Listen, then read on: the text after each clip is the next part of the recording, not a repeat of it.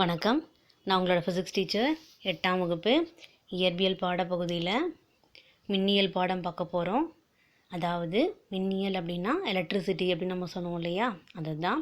இந்த பாடத்தில் நம்ம என்னெல்லாம் படிக்க போகிறோம் அப்படின்றது தான் கற்றல் நோக்கங்களில் கொடுத்துருக்காங்க.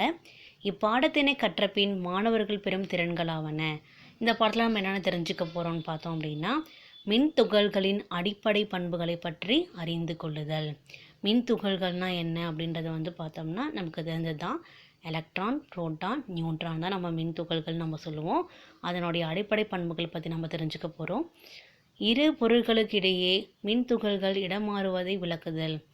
ரெண்டு பொருட்களுக்கு இடையில் எப்படி மின் துகள்கள் இடம் மாறுது அதை பற்றி நம்ம தெளிவாக தெரிஞ்சுக்க போகிறோம்.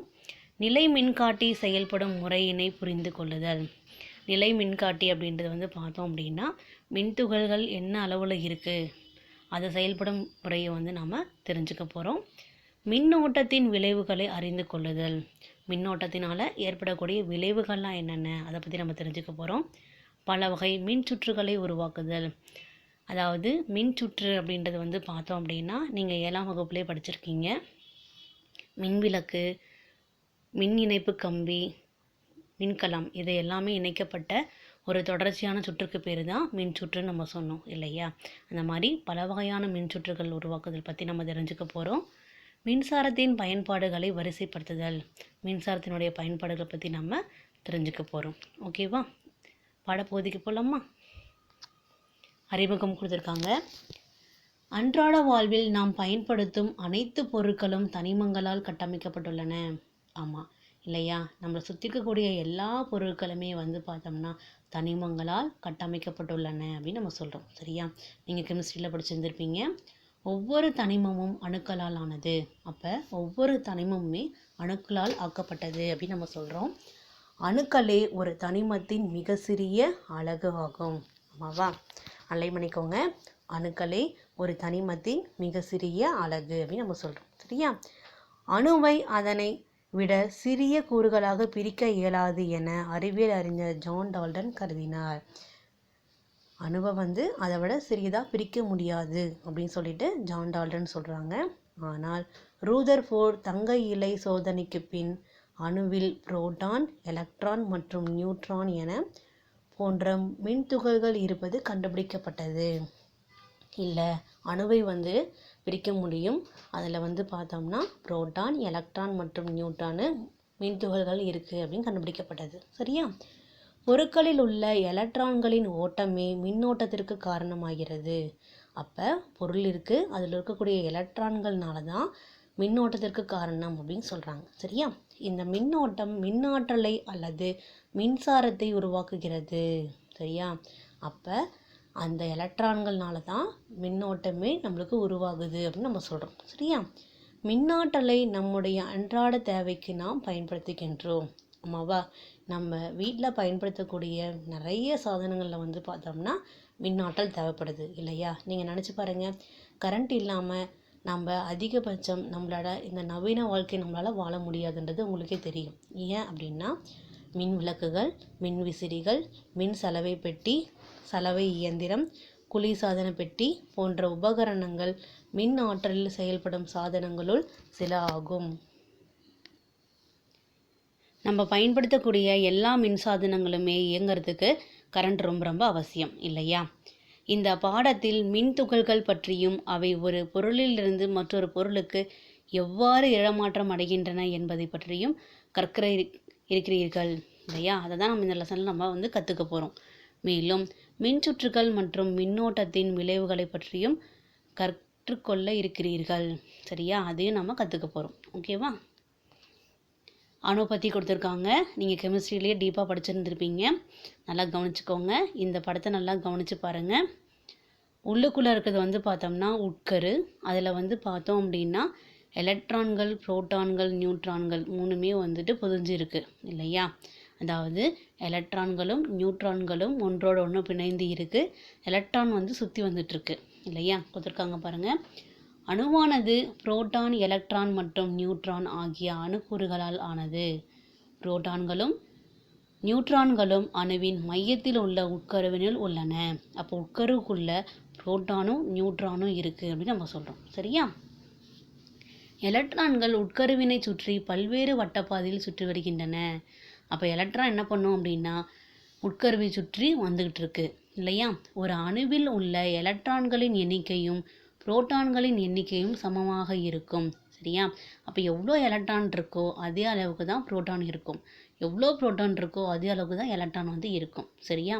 மேலும் எலக்ட்ரான்களும் புரோட்டான்களுக்கும் இடையே ஒரு கவர்ச்சி விசை காணப்படுகிறது. சரியா. எப்பயுமே புரோட்டானுக்கும் எலக்ட்ரானுக்கும் வந்து பார்த்தோம் அப்படின்னா ஒரு கவர்ச்சி விசை வந்து இருந்துக்கிட்டே தான் இருக்குது அப்படின்னு நம்ம சொல்கிறோம். சரியா. கொடுத்துருக்காங்க பாருங்கள். உட்கருவின் அருகில் உள்ள வட்டப்பாதையில் சுற்றி வரும் எலக்ட்ரான்களுக்கும் உட்கருவில் உள்ள புரோட்டான்களுக்கும் இடையே வலிமை மிகுந்த கவர்ச்சி விசை காணப்படுவதால் அவற்றை அணுவிலிருந்து எளிதாக வெளியேற்ற முடியாது. இல்லையா. முதல் வட்டப்பாதையில் பாருங்கள் எலக்ட்ரான்கள் சுற்றி வந்துட்டுருக்கு. அப்போ உள்ளே இருக்கிறக்கூடிய புரோட்டான் என்ன பண்ணும் அப்படின்னா எலக்ட்ரான் மேலே வந்து ஒரு கவர்ச்சி விசை கொடுக்கறதுனால வலிமை மிகுந்த கவர்ச்சி விசையினால் அணுவை விட்டு வெளியில் போக முடியாது. ஆனால் வெளிவட்ட பாதையில் சுற்றி வரும் எலக்ட்ரான்களை எளிதாக அணுவை விட்டு வெளியேற்ற முடியும். அதுவே வெளியில் இருக்கிற சுற்றுப்பாதையில் இருக்கக்கூடிய எலக்ட்ரான்களை எல்லாத்தையுமே ஈஸியாக என்ன பண்ண முடியும், வெளியில் அனுப்ப முடியும். ஏன்னா அணுவில் இருக்கக்கூடிய உட்கருவுக்கும் வெளி வட்டப்பாதையில் இருக்கக்கூடிய எலக்ட்ரான்கள் இடையே உள்ள கவர்ச்சி விசை வந்து கம்மியாயிடும். அதனால் ஈஸியாக என்ன ஆகிடும், எலக்ட்ரான் வந்துட்டு அதனோட சுற்றுப்பாதையிலேருந்து வெளியில் போயிடும். ஓகேவா. இது உங்களுக்கு ஈஸியாக புரியுதா. அடுத்து பாருங்கள், மின் துகள்கள் பற்றி கொடுத்துருக்காங்க. மின் துகள்கள் அப்படின்னா நம்ம சார்ஜஸ் அப்படின்னு நம்ம சொல்கிறோம். நல்லா கவனமாக கேளுங்க. பொருட்கள் ஒன்றை ஒன்று விளக்குவதற்கும் அல்லது ஈர்ப்பதற்கும் காரணமான அடிப்படை பண்பினை பெற்றிருக்கும் துகள்கள் மின் துகள்கள் எனப்படும். அப்போ மின் துகள்னா என்ன அப்படின்னு பார்த்தோம்னா ஒரு பொருள் இன்னொரு பொருளை ஈர்க்கும் இல்லைன்னா விளக்கும். இந்த பண்பினை பெற்றிருக்கக்கூடிய துகள்களுக்கு பேர் தான் மின் துகள்கள் அப்படின்னு நம்ம சொல்கிறோம். சரியா. ஒன்றை ஒன்று ஈர்க்கும் அல்லது விளக்கும் பண்பு தான் மின்னூட்டம் எனப்படும் அப்படின்னு நம்ம சொல்கிறோம். சரியா. இப்போ ஒரு பொருள் இருக்கணும் இல்லைன்னா விளக்கக்கூடிய பண்பு இருக்குன்னா அதுக்கு பேர் தான் மின்னூட்டம் அப்படின்னு நம்ம சொல்கிறோம். சரியா. ஓகேவா. எலக்ட்ரான் புரோட்டான் போன்ற அணுக்கூறுகளும் இந்த பண்பை பெற்றிருக்கின்றன. சரியா. அப்போ எலக்ட்ரானும் சரி புரோட்டானும் சரி இந்த பண்பு தான் பெற்றிருக்கு. என்ன பண்ணோம், ஒன்று விளக்கும் இல்லைன்னா ஈர்க்கும். இல்லையா. மின் துகள்களை ஆக்கவோ அல்லது அழிக்கவோ இயலாது. சரியா. அப்போ மின் துகள்கள் வந்து பார்த்தோம் அப்படின்னா நம்மளால் ஆக்கவும் முடியாது அழிக்கவும் முடியாது. சரியா. மின் துகள்களை நேர் மின்னூட்டம் கொண்டவை மற்றும் எதிர் மின்னூட்டம் கொண்டவை என இரண்டாக வகைப்படுத்தலாம். அப்போ நம்ம என்ன பண்ணலாம் அப்படின்னா மின் துகள்களை வந்து ஆக்கவும் முடியாது அழிக்கவும் முடியாது. ஆனால் மின்னூட்டத்தை வந்து நம்ம ரெண்டு வகையாக பிரிக்கலாம்னு சொல்கிறோம். ஒன்று நேர் மின்னூட்டம், இன்னொன்று எதிர் மின்னூட்டம். சரியா. புரோட்டான்கள் நேர் மின்னூட்டத்தையும் எலக்ட்ரான்கள் எதிர் மின்னூட்டத்தையும் பெற்றிருக்கும். எப்பயுமே புரோட்டான் அப்படின்னாவே நேர் மின்னூட்டம் தான், எலக்ட்ரான் அப்படின்னாவே எதிர் மின்னூட்டம் தான். சரியா. மின் துகள்களுக்கிடையே ஈர்ப்பு விசை அல்லது விலக்கு விசை காணப்படுகிறது. அப்போ ரெண்டு மின் துகள்கள் இருக்குது அப்படின்னா அதுக்கு இடையில ஒன்று ஈர்ப்பு விசை இருக்கணும் இல்லைன்னா விலக்கு விசை வந்து இருக்கணும். இல்லையா. அதையும் பண்ணிக்கோங்க. ஓரின மின் துகள்கள் ஒன்றை ஒன்று விலக்கிக் கொள்கின்றன. சரியா. ஒரே மாதிரியாக இருக்கக்கூடிய மின் துகள்கள் வந்து ஒன்றை ஒன்று விலக்கிக் கொள்கின்றன அப்படின்னு நம்ம சொல்கிறோம். அதாவது ஓரின மின் துகள்கள் அப்படின்னா என்ன அர்த்தம்னா ரெண்டுமே ப்ளஸ்ஸாக இருக்கணும், நேர் மின்னோட்டமாக இருக்கணும். அப்படி இல்லைன்னா ரெண்டுமே எதிர் மின்னோட்டமாக இருக்கணும். அதுக்கு பேர் தான் ஓரின மின் துகள்கள் அப்படின்னு நம்ம சொல்கிறோம். சரியா. வேரின மின் துகள்கள் ஒன்றை ஒன்று கவர்கின்றன. வேரின மின் துகள்கள்னால் என்ன அர்த்தம் அப்படின்னா ஒன்று நேர் மின்னூட்டம் கொண்டதாக இருக்கணும், இன்னொன்று எதிர் மின்னூட்டம் கொண்டதாக இருக்கணும். அப்படி இருந்துச்சுன்னா அதை நாம் வந்து வேரின மின்துகள்கள் அப்படின்னு நம்ம சொல்கிறோம். அந்த வேரின மின்துகள்கள் வந்து பார்த்தோம்னா ஒன்றை ஒன்று கவர்கின்றன அப்படின்னு சொல்கிறோம், அதாவது ஈர்க்கின்றன அப்படின்னு நம்ம சொல்கிறோம். சரியா. இந்த படத்தில் பாருங்கள் விலக்கு விசையும் கொடுத்துருக்காங்க, ஈர்ப்பு விசையும் கொடுத்துருக்காங்க. விலக்கு விசை பாருங்கள், ரெண்டுமே பாசிட்டிவாக இருந்துச்சுன்னா விலகும், ரெண்டுமே நெகட்டிவாக இருந்துச்சுன்னா விலகும். அதுவே ஒரு பாசிட்டிவ் ஒரு நெகட்டிவாக இருந்துச்சுன்னா கண்டிப்பாக அது ஈர்க்கும் அப்படின்னு நம்ம சொல்கிறோம். அடுத்தது கூலும் என்ற அலகினால் மின்னூட்டம் அளவிடப்படுகிறது. அப்போ இந்த மின்னூட்டத்தை நம்ம எப்படி அளக்கலாம் அப்படின்னா கூலும்ன்ற அலகால் நம்ம அளக்கலாம். சரியா. தனித்து காணப்படும் ஒரு துகளின் மின்னூட்டமானது சிறும மின்னூட்டம், அதாவது ஸ்மால் இ சிறும மின்னூட்டம் என குறிப்பிடப்படுகிறது. சரியா. அப்போ நம்ம மின்னோட்டத்தினுடைய துகள்களை வந்து அளக்க பயன்படக்கூடிய அலகு கூலும் அப்படின்னு நம்ம சொன்னோம். அந்த ஒரு துகளினுடைய மின்னூட்டமானது சிறும மின்னூட்டம் அப்படின்னு நம்ம சொல்கிறோம். சரியா? தனித்து காணப்படக்கூடிய ஒரு துகளின் மின்னூட்டமானது சிறும மின்னூட்டம் சொல்கிறோம். அதை ஸ்மால் இ அப்படின்னு குறிக்கிறோம். சரியா? இதன் மதிப்பு 1.602 இன்ட்டு 10⁻⁻19. இதை அன்லைன் பண்ணி வச்சுக்கோங்க. இதன் மதிப்பு 1.602 இன்ட்டு 10⁻⁻19 கூலும் ஆகும். ஓகேவா? ஒரு எலக்ட்ரான் மற்றும் ஒரு புரோட்டானில் இருக்கும் மின்னூட்டத்தின் அளவும் இதுவே ஆகும்.